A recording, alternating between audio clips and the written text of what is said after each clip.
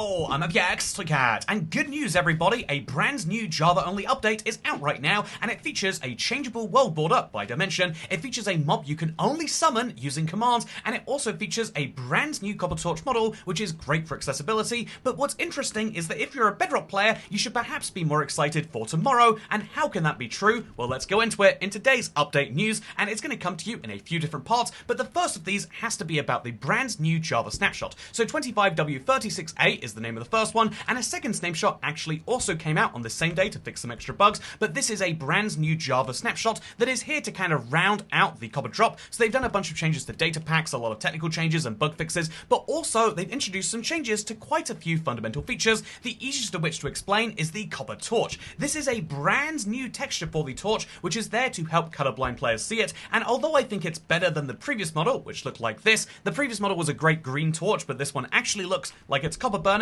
I'm not necessarily sure that it's as perfect as it could be for colorblind players. I mean, the Soul Torch, the regular torch, and this torch all kind of put off the exact same particles and look the exact same model-wise, which is interesting because the Redstone Torch, at least here in Java, does not. And so this is going to be one of those weird, interesting changes, unless they fix it tomorrow and roll out a, unless they change it at the very last minute. It seems as though it might be a different torch from Bedrock to Java, and the Copper drop might be even more different, because it's not just this change, which is only found on Java now, there's also the second and really cool one, the Mannequin NPC. This is a really cool feature because it allows me, a single player Minecraft player, to see what it's like to have people in your game. This is actually really handy because the Mannequin NPC is basically a disconnected human player. That is to say, someone joins your game, but they're not actually moving around because it's not connected to any real thing. The reason this is so useful is because you could use it, hypothetically, to see how many hits the average player, not an armor stand, not a zombie, not anything like that,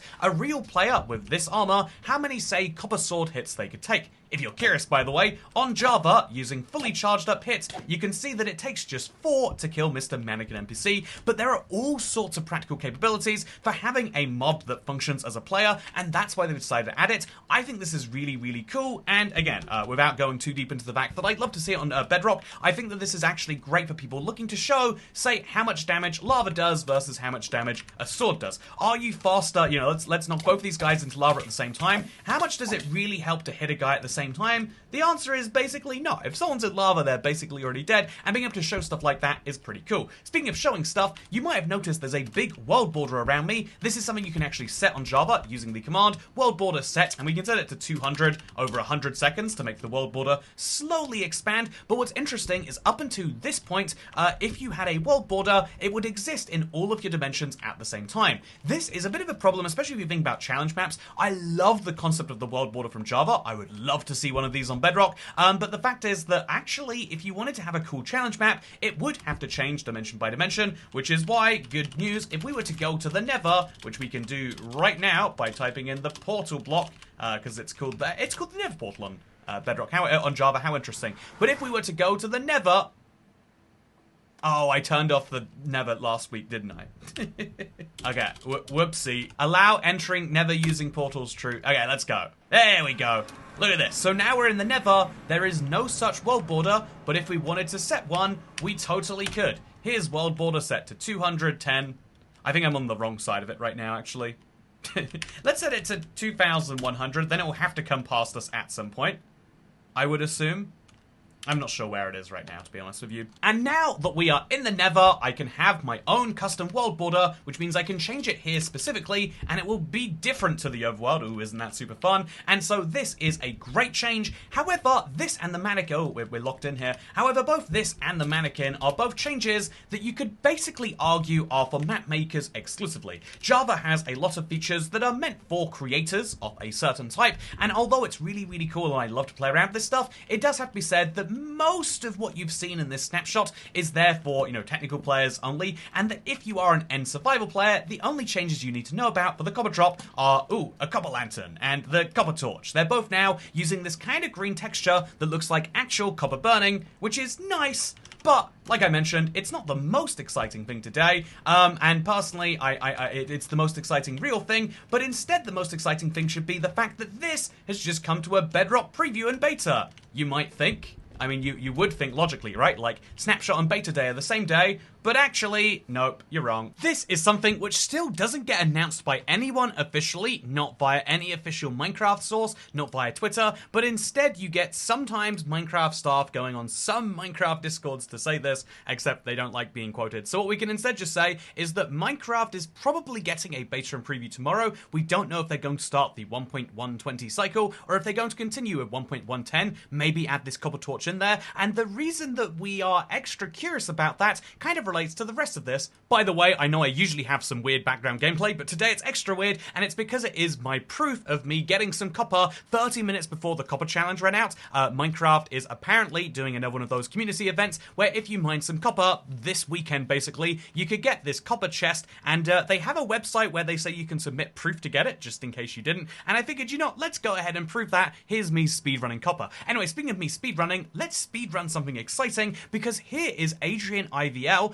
They are actually a producer for Minecraft that used to be the person responsible for tweeting out when snapshots were out and stuff like that. They tweeted just 2 eyeballs and saying, Minecraft Pixel Drift, upcoming album by Minecraft. This is something that has been seen in a few places, but Minecraft are releasing a brand new album with 11 brand new tracks, and that is coming out, tomorrow. In fact, it's under 20 hours from now, which means in less than a day, we'll find out what Minecraft's new album has to say. And it's interesting because having the 11 tracks is one piece of data, the release date is another, and then there's this album cover, which is particularly interesting because you can see it's a very 8-bit version of Steve running next to a minecart. Now, the craziest, wildest edge case scenario, which is always the most fun to speculate about, would be the fact that this is clearly the soundtrack for an upcoming Minecraft update. They're going to start with the betas tomorrow because they delayed it from today, and it's going to bring minecart changes to the Bedrock version of the game and new sounds for you to enjoy as you run across mine shafts and stuff with them. That is the craziest edge case scenario that I'm not going to say is impossible, but I will say is just one of many outcomes. The second scenario, though, is some new music for the Copper Age drop. This is something they announced the name of last week. I was obviously very busy covering the Nautilus drop, but in that same video I mentioned that the Copper Age is the name of this, and so the Copper Age has basically everything that an update needs. It's gone through all of these snapshots and betas and bug fixes and everything like that. It's ready to release fairly soon. I imagine we're going to be getting a release date soon, but what's interesting is one of the last ways they finish up an update is with that new menu panorama that we just saw them add, but oftentimes if there is going to be a new music disc, this is the perfect time to add it. And so could it be that Minecraft's Pixel Drift is going to be an album of new songs and their favourite, or maybe track 1, is going to be a brand new music disc? Well, there is some precedent for this for what it's worth. If you go and look at Minecraft's discography on Spotify, where they shared this first thing, you can see that Minecraft's Lava Chicken was also released on there. You can see that when they add any new songs, like they did with Chase the Skies, they throw them on there in an album too, and so it's entirely possible that this is what they're going to do. However, if we also scroll through the music, it's also possible that there is a third case scenario, which is just that these are going to be remixes made by someone else. So Andrew Pralo, who if I'm not mistaken is the person responsible for the Outer Wilds soundtrack, made a bunch of remixes called the Soothing Farm Morning. They also had some other people do remixes last year, but this is a comment, but they've also done this for DLC as well. Minecraft releases a lot of music, including one of my favorites, Pigstep Just Dance version. If you'll believe it, they actually got a remix of Pigstep for Just Dance, and it looks entirely ridiculous, but also I kind of love it.